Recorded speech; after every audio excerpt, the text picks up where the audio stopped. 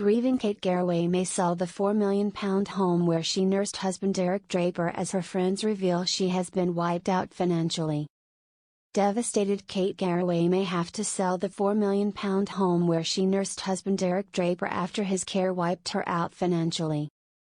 The TV presenter's friends say she is facing up to the fact she might have to put the North London house on the market because the care that long COVID victim Mr. Draper needed was so expensive. They say she spent thousands of pounds a week on carers to look after him before he died this month after suffering a cardiac arrest at the age of 56. Ms. Garraway also funded 2 trips to Mexico where her psychologist husband had pioneering treatment. She had to adapt the house for him and take time off work to help with his care.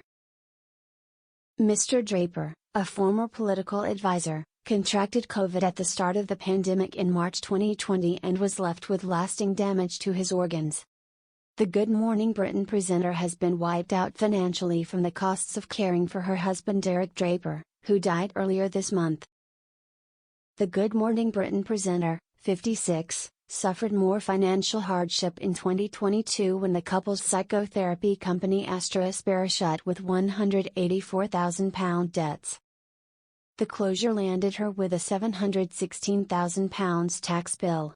Another company, Aspera 100, saw its assets fall by £87,000 in 2022.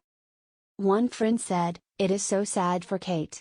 Not only has she had to watch her beloved husband suffer for almost 4 years, but her financial worries have never been far away from her thoughts.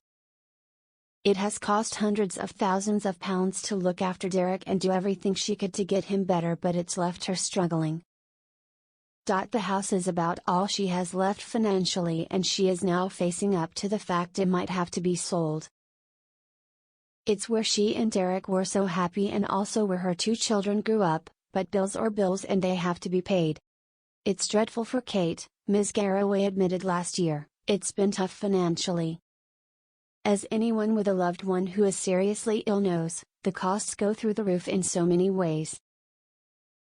You have to make changes to your home and it affects your ability to work. I had to take long periods off when Derek was first sick and it affects the overall income for the family, as he can no longer work."